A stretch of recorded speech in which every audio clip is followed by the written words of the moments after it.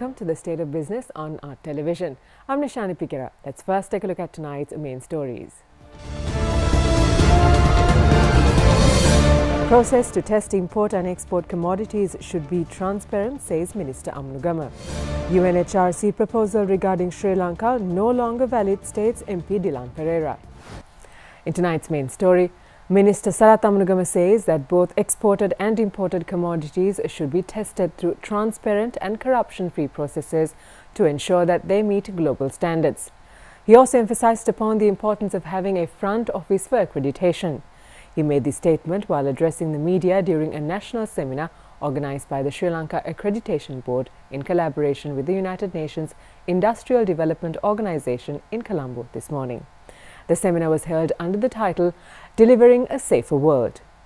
Every day, various products that come into this country must be tested by some agency of our country, and most of them are in our ministries. And one thing I am determined to do is to see that this process is very clear, very transparent and free of corruption. That is what the public of Sri Lanka demands of these accrediting agencies. They must be above board. The public must know that if any of these commodities that go out of this country or come into this country has got that certification, they should be rest assured that this has met those global standards. Otherwise, we are letting down the public of this country. Now, I get so many complaints that many of our accreditation agencies are dilated. They take too much of time. There must be a front office. It must be delegated to the correct person. The research must be done on time, and a transparent report must be given. This is the very minimum that the public of this country demands. There are so many occasions it has been brought to my notice for sometimes 3-4 years. The certification that has been requested has not been given. For example, some would say, well, we don't have the competent scientists to do this research. Come back next year. When you come back next year, again they are told that they don't have competent people. So what does that mean? It means that the competitors have an edge on the person who can't get his product certified on time, either due to good reasons or maybe due to bad reasons. So it is my responsibility as the minister and the responsibility of all the senior staff and all our employees to ensure that we maintain very high standards and that our clients are all satisfied that we have given the best possible service. Addressing a media briefing, Member of Parliament Dilan Pereira made the following remarks with regard to the announcement made by the United States concerning its withdrawal from UN Human Rights Council.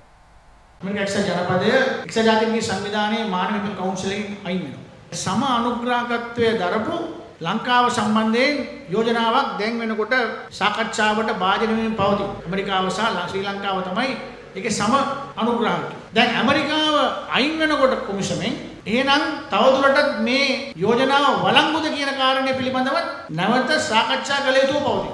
මේ යෝජනාවේ තියෙන කාරණාවල තියෙන බරපතල තත්වයන් පිළිබඳව මේ ආණ්ඩුව සැලකිල්ලට ගන්නවා නම් මේක තමයි මේ ආණ්ඩුවේ විදේශ කටයුතු අමාත්‍යාංශයේ මේ තියෙන හොඳම අවස්ථාව. මේකට සමානුග්‍රහකට දක්වපු ඇමරිකාව දැන් අයින් වෙලා කොමිෂමෙන්ම මේ කොමිෂම සාධාරණ නැහැ, කොමිෂම අසාධාරණයි කියලා. ඒක තවදුරටත් මේ යෝජනාව සාකච්ඡා කළ යුතු නැහැ කියන තැනට මානව කවුන්සිලය තුළ කටයුතු කිරීම තමයි විදේශ කටයුතු අමාත්‍යාංශයෙන් දැන් කළ යුතුව පවතී. However, recent reports state that the US ambassador to Sri Lanka, Atul Keshap, met with senior Sri Lankan officials and assured them that the US would continue to support Sri Lanka as it works to fulfilling commitments made with regard to the UN resolutions. Time for us to take a short break. Do stay with us for more news when we come back.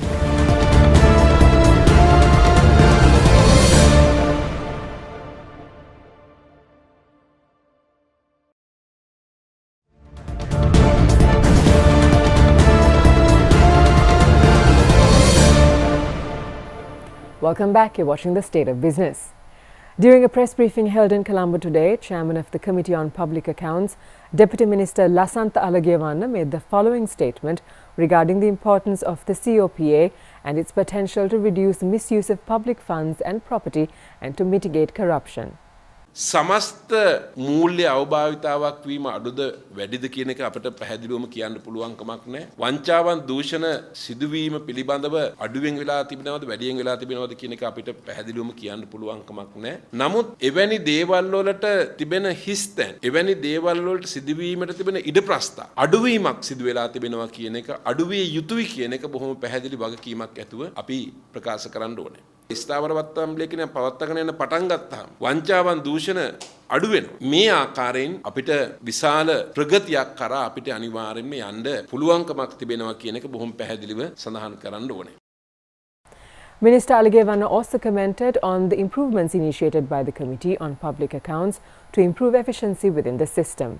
ඒ වගේම පාර්ලිමේන්තුවේ ස්ථාවර නියෝග දැන් සංශෝධන වීම තුළ වර්තමානයේ වන විට විශේෂයෙන් මේ ගිණුම්කාරක සභාවේ කටයුතු තවත් සක්‍රිය තත්ත්වයකට ගෙනීම සඳහා අද අවස්ථාව උදා වෙලා තිබෙනවා. අපි මේ දක්වා ඉදිරිපත් කරපු වාර්තා හැකි ඉක්මනින් පාර්ලිමේන්තුවට ඉදිරිපත් කරපු විගසම මුදල් අමාත්‍යාංශයටත් අදාළ ආයතන වලටත් අනිවාර්යයෙන්ම යොමු විය යුතුයි. ඊට පස්සේ ස්ථාවර නියෝග අනුව සති 8ක් ඇතුළත මෙම නිර්දේශයන් පිළිබඳව නැවත පාර්ලිමේන්තුවට වාර්තා කළ යුතුයි.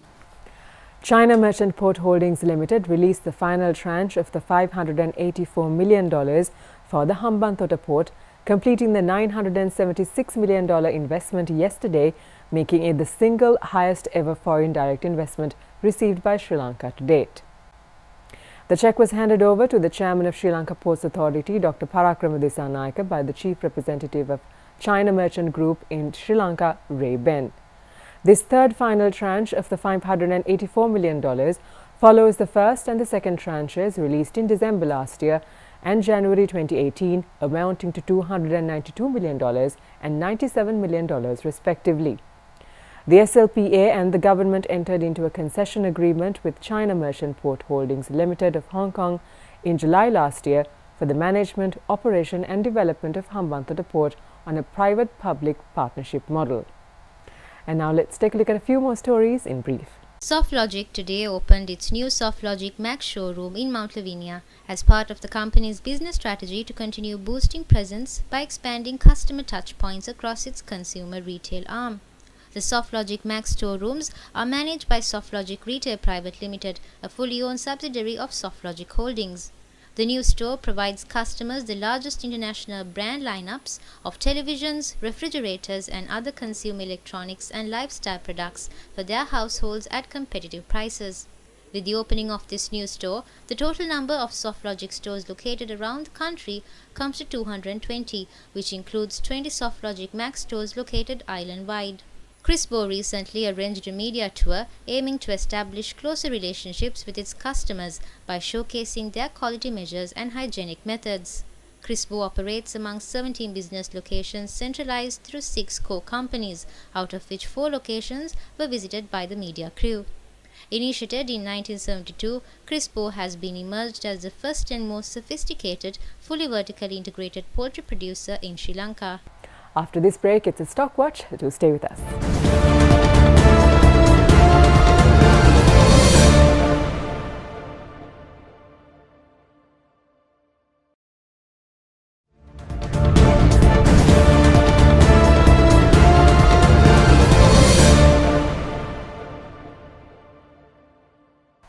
Welcome back to the show. Trading at the Colombo Stock Exchange ended on a positive note today. The all-share price index gained 11.15 points to close at 6,229.06, and the S&P SL 20 gained 0.57 points to close at 3,431.3. Turnover was 416.1 million rupees and 19.4 million shares were traded. Up next are the day's foreign exchange rates.